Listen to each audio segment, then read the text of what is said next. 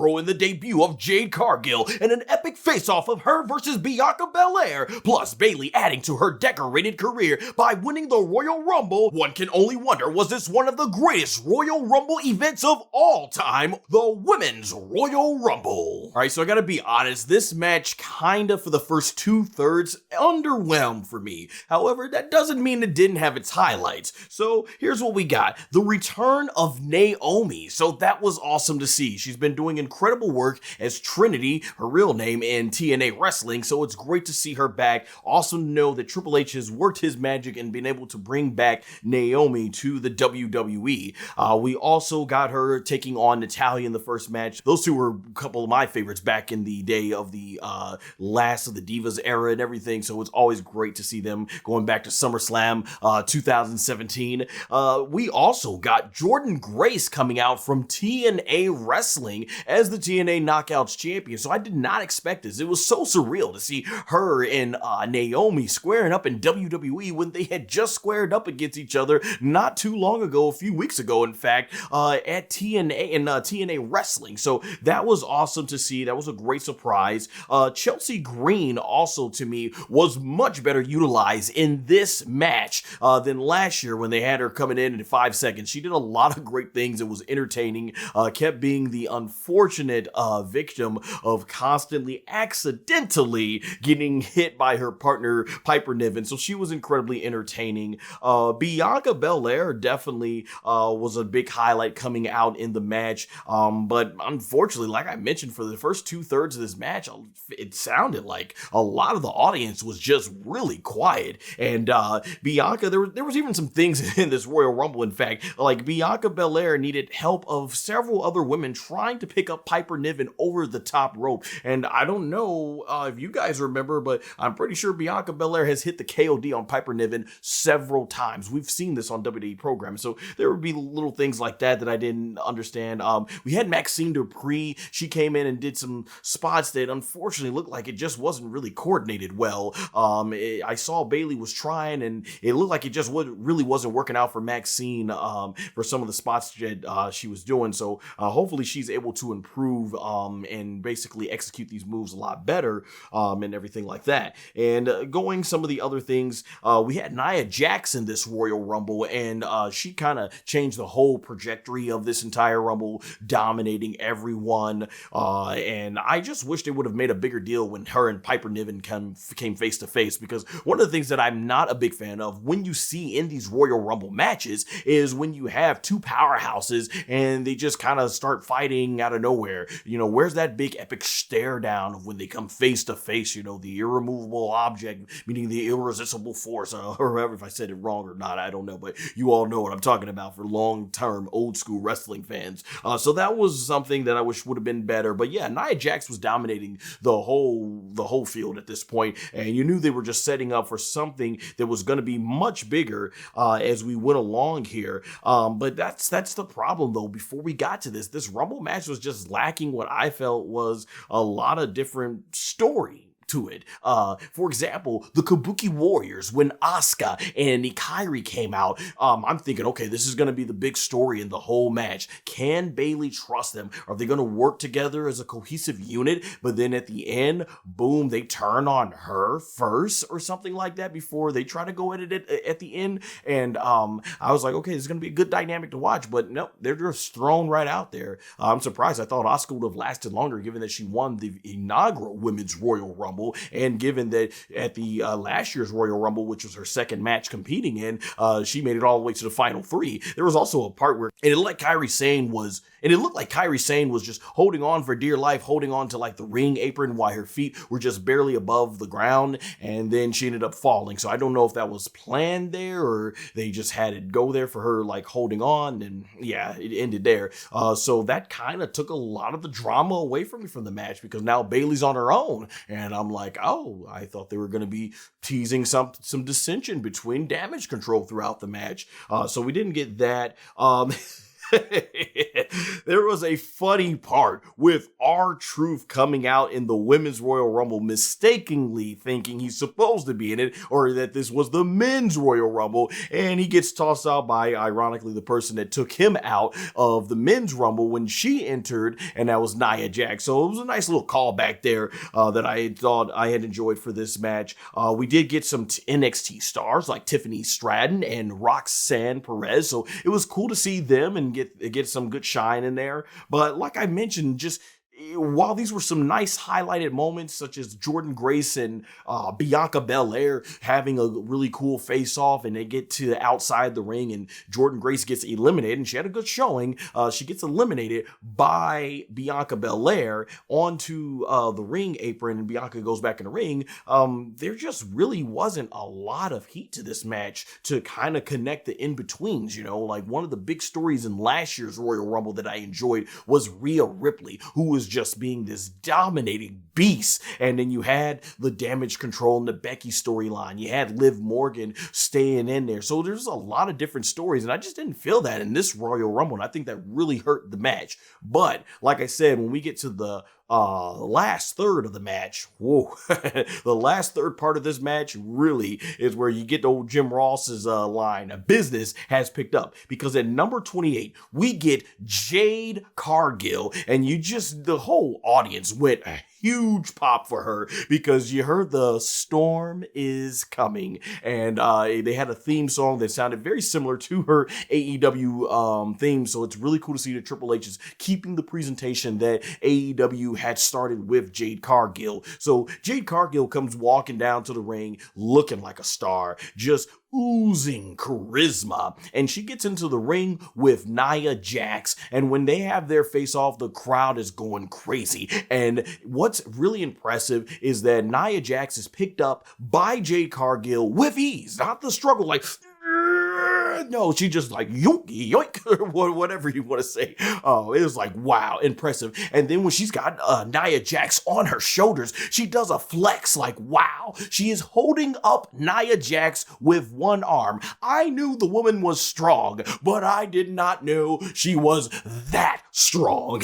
And she ends up going ahead and picking up Nia Jax again after tossing her down. But the second time she picks her up, she basically goes towards the ropes. And fair play to Nia Jax here. A lot of people give her a lot of flack, but I think Nia Jax has shown that she has come in terms of improving from her first run in WWE to where she is now. It was really cool. She grabbed the ropes to make sure that she was staying steady, because Jade Cargill almost had dropped her before she could get her to the over the ropes. So after that part, when Nia Jax gets thrown over the ropes right to her feet, it looked spectacular. The audience went crazy. So that was really awesome to see in terms of how they handled Jade Cargill. And now this one right here legitimately got me to boo. So there's a part where Jade and Bianca, I forget which women it was, but they both were doing the Gorilla Press Slam, and this is how they first meet, and the fans were going crazy. So then they dropped their opponents,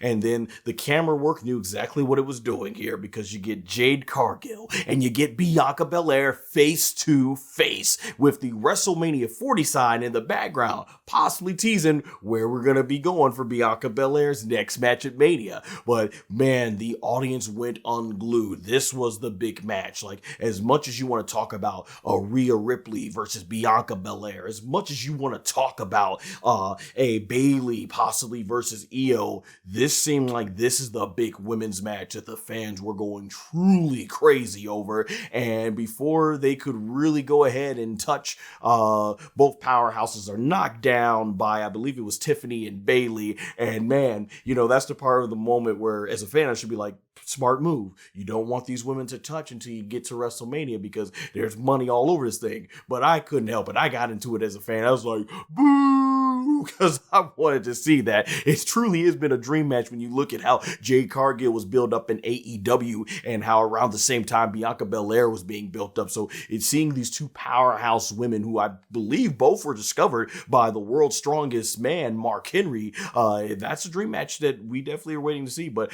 this was played to perfection. And as we get to the closing moments, Jade Cargill, she eliminates Becky Lynch by countering Naomi, who is coming in for an attack, which she basically grabs Naomi and swings her around, causing Naomi's feet to hit Becky Lynch in the face. So she gets eliminated and then just throws Naomi right out with her. So between Becky, Nia, and Naomi, that's 3 big eliminations for Jade Cargill. So really good stuff in terms of introducing her to the WWE audience, and great performance by Naomi, because I believe Michael Cole mentioned 1 hour and 2 minutes, which was at that point the longest record in a women's Royal Rumble in terms of being in that ring, overcoming Rhea Ripley's record from the previous year.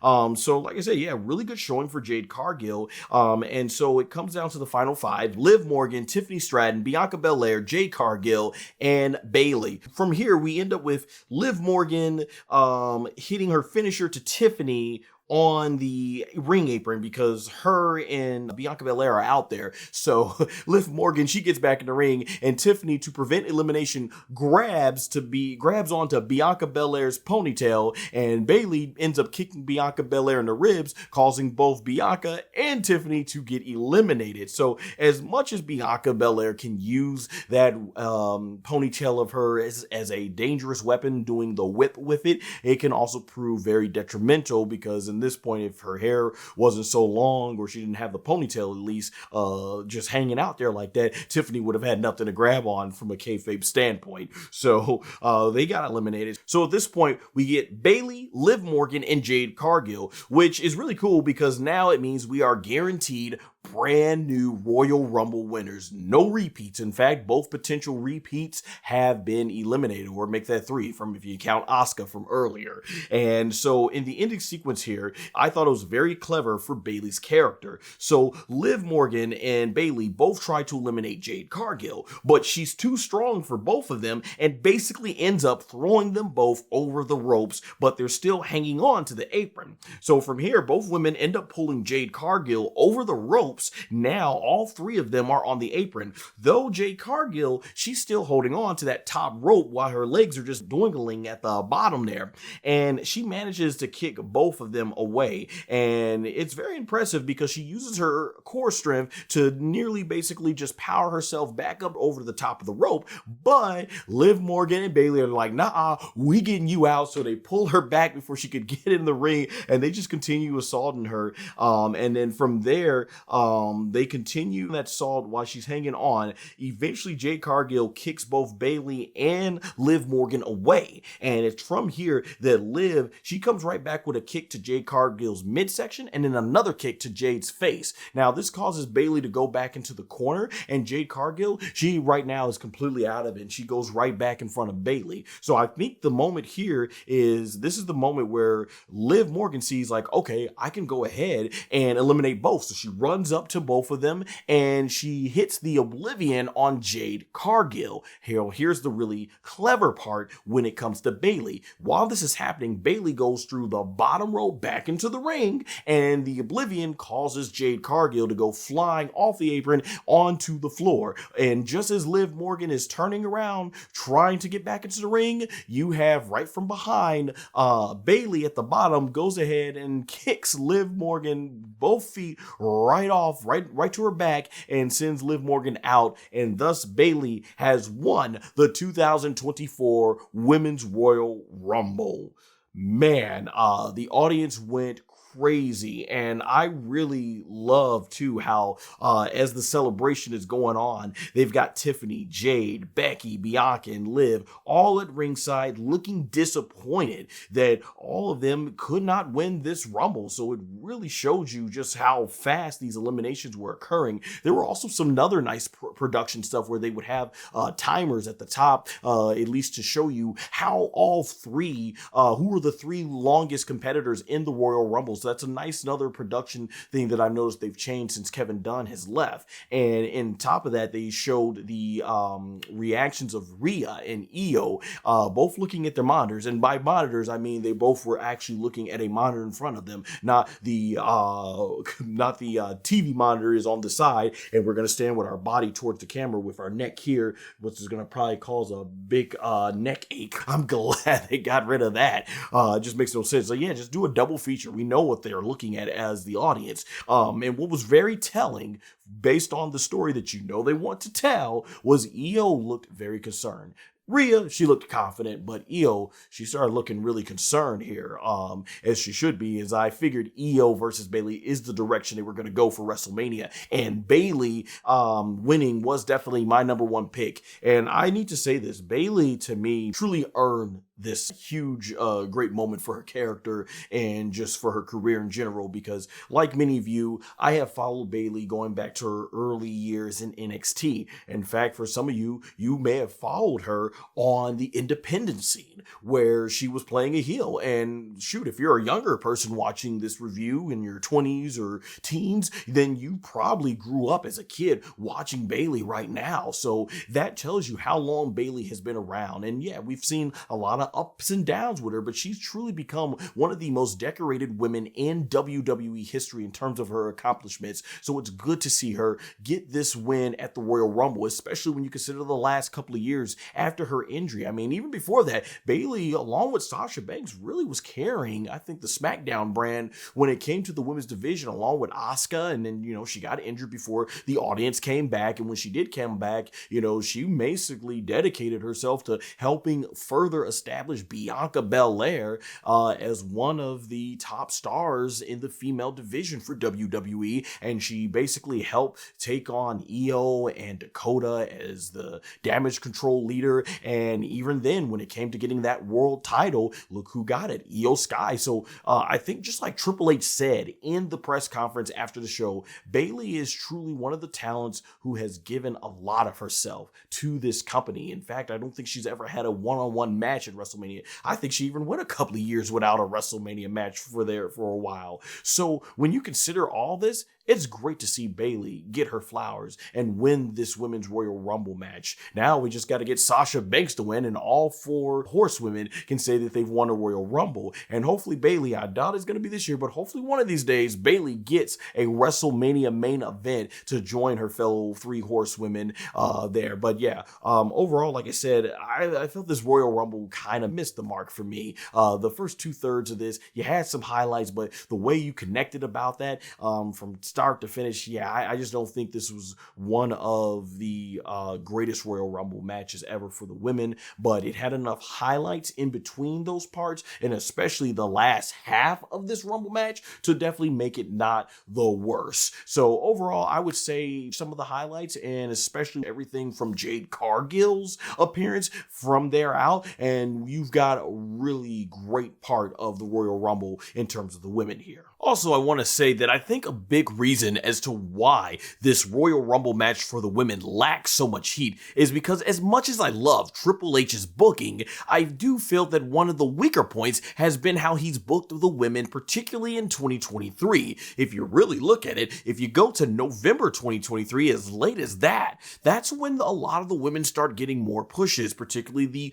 tag team women's division and other women on the roster. So it just seems like maybe there just wasn't enough time yet that has been put in to establish a lot of these female superstars to the point to where when the Royal Rumble comes around, hey, you've got more people in this match getting more bigger pops than just the top female stars like Becky, Bianca, Jade Cargill, stuff like that. And hopefully through 2024, I like to see Triple H build up these women a lot more, which I do like that he's doing, but hopefully with better storylines when we get to the Royal Rumble in 2025, a lot of these women will be a lot more over, just as we saw in the men's Royal Rumble.